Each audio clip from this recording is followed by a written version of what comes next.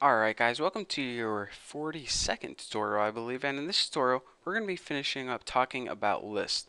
So before we learn how to make checkboxes and radio buttons, but as you can see, whenever we had something that had like 50 choices to choose from, it could get kind of clustered on our webpage. For example, if we had to choose from like what state we lived in, we don't want to give them 50 radio buttons. Or if we had to select, I don't know,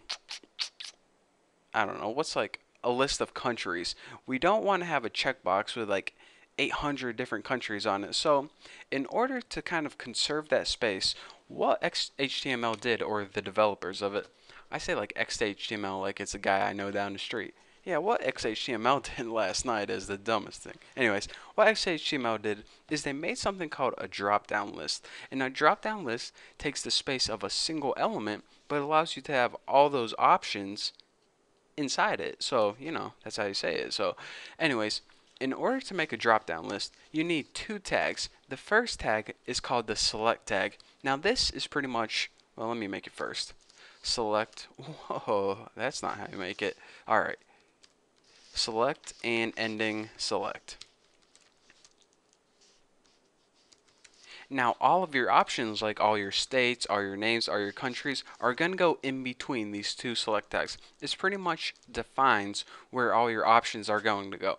The thing is, it takes one attribute, and that's the name. And that is because if you have more than one select list, it needs a way to identify it. So I'm going to name mine like, let's make a list of activities that you can do today. Activities. So now we have a list with no choices in them. So let's go ahead and start adding some options. And in order to do this, it's a single tag. Actually, it's a double tag, I lied, but the beginning one is a single tag. And the first one is option. Now, it of course ends with the ending option, and in between it is the value that appears whatever the user's looking at. So let me go ahead and put something like play the guitar. And now option takes one attribute by default, and that's the value. So value equals play. So now let's go ahead and let me show you guys an example of what I'm talking about. When I say what the user sees, I'm talking about this right here. So now, you're not in the dark wondering what's going on whenever I make the rest of them. So this text in between here is basically what the user is going to see. This value is whenever you're programming this data later on, that's what the programmer sees, or that's what's stored in the database. That's behind the scenes stuff. But anyways, this is what we really have to worry about the presentation right now. So anyways, we have one option here, and that's play the guitar. So let's go ahead and make like 4 other ones. So paste, paste, paste, paste. So what other activities do I like to do daily?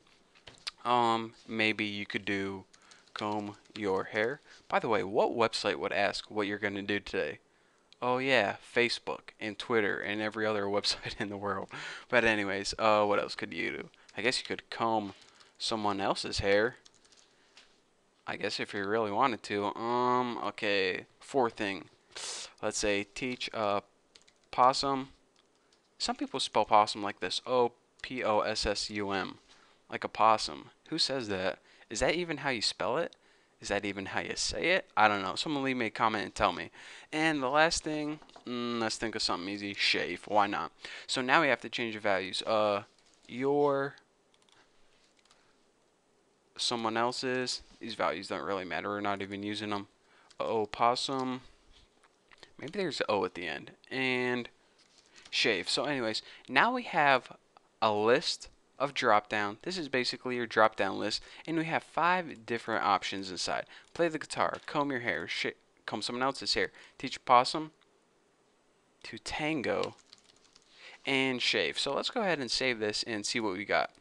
By default, it's going to be the width of the longest one, and that is because whenever you drop down you want to be able to read it. And also by default, it's going to be the first option that appears in your list. So by default, play the guitar is selected, but say they go to the site, and you should probably include one of these. What do you want to do today? Question. So then they know what the heck they're choosing, and then they can go in the drop down list and say, I want to teach a possum to tango, or I feel like shaving today. So now you have this awesome website with 5 different things that they can do. So anyways, that is the basics of a drop down list and how to create a basic drop down list with as many different options as you want. And don't forget to add the unique value, because later on, whenever we're learning JavaScript and PHP, we're gonna know, how to differentiate them. So anyways, thank you guys for watching. In the next tutorial, no idea what I'm going to cover, but probably more about forms. So thank you for watching, and I'll see you next tutorial.